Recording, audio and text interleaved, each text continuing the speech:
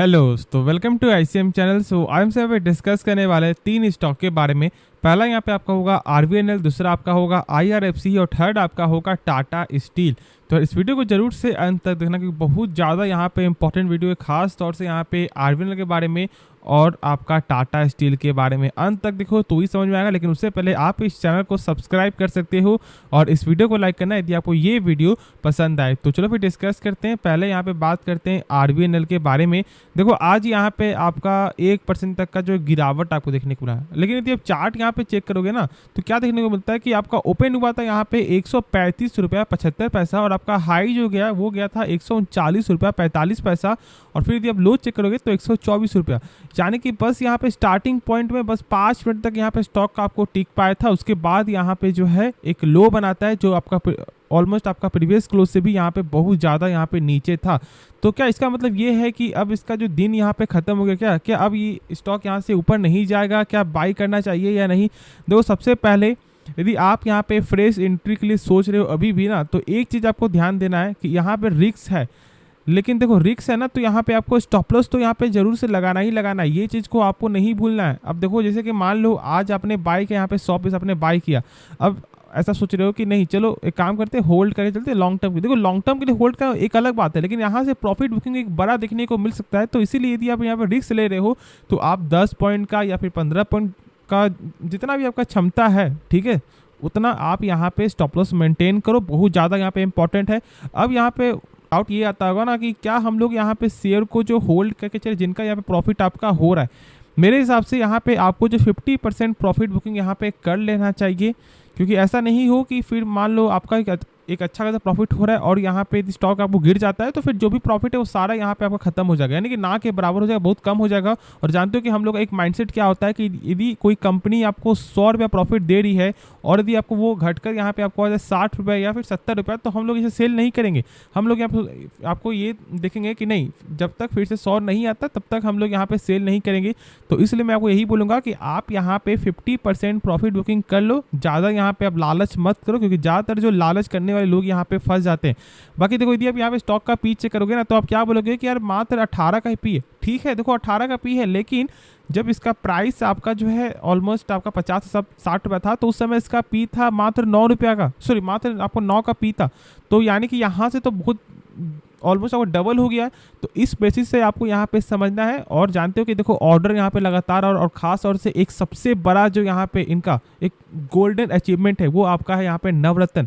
ठीक है, आप जानते हो यहाँ पे क्या है, सरकार के द्वारा इन्हें एक अच्छा आपका फैसिलिटी मिलती दिखाई देता है, इन्हें ज़्यादा आपका जो अपॉर्चुनिटी मिल जाता है एक अच्छा ऑर्डर के लिए। तो जिसके कारण यहाँ पे आपको फोकस भी था और ऑलमोस्ट लगभग 20% तक स्टॉक भागा भी था 2 दिनों में, और यही मेन कारण भी था। लेकिन अभी जो आज स्टॉक यहाँ पे फ्लैट है, प्लस यदि आप यहाँ पे चेक करोगे आईआरएफसी का तो उसमें गिरावट भी है, लेकिन हम लोग जो यहाँ पे सही से जान लेंगे।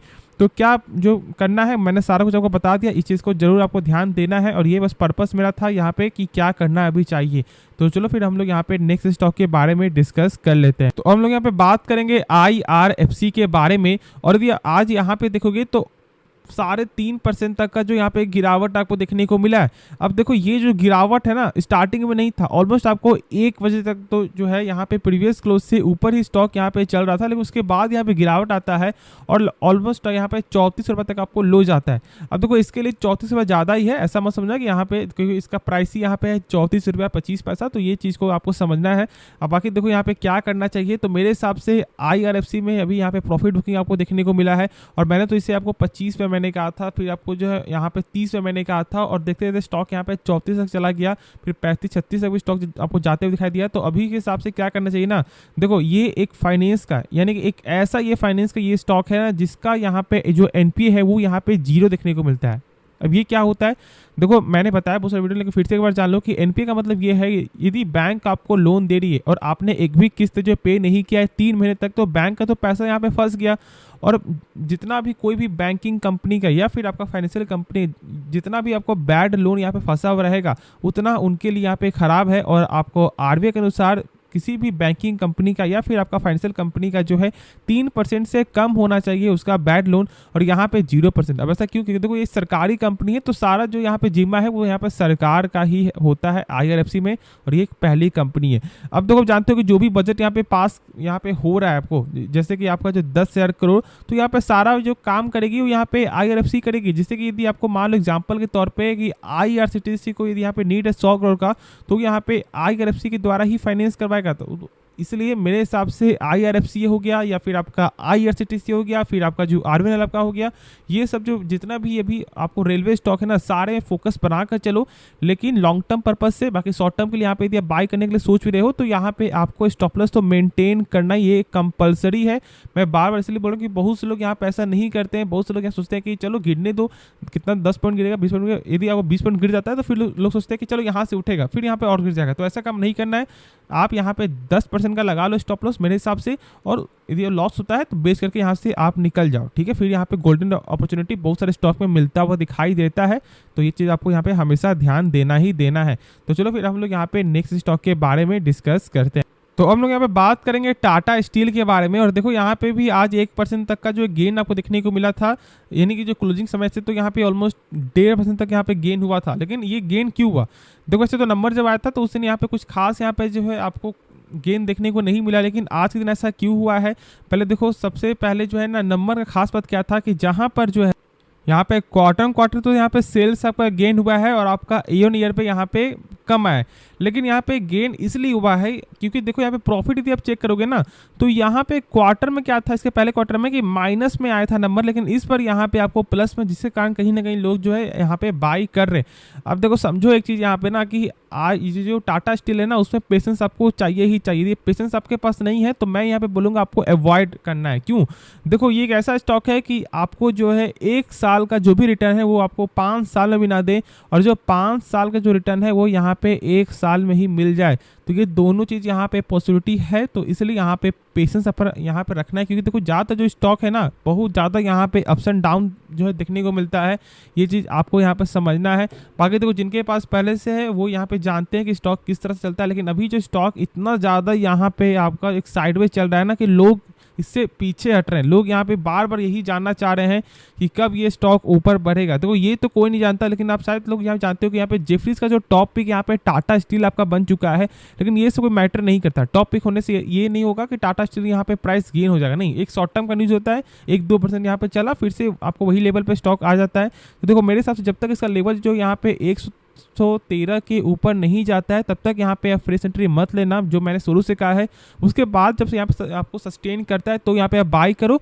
टारगेट यहाँ पे शायद 120 और 125 का देखने को मिल सकता है, लेकिन खुद से एक बार यहाँ पे एनालिसिस करना ही करना है।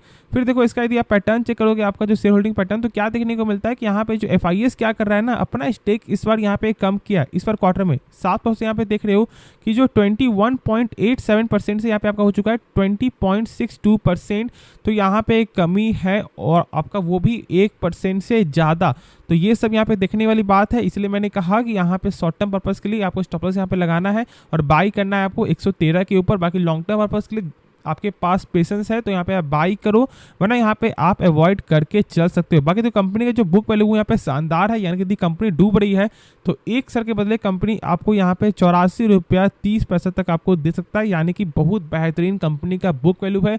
अब चेक करने का सिंपल क्या तरीका होता है कि जो भी अभी करंट मार्केट प्राइस है उसके हिसाब से जो है कम से कम तो यहाँ पे 5% से ऊपर होना चाहिए, और ये 5% जो है ठीक ठाक है।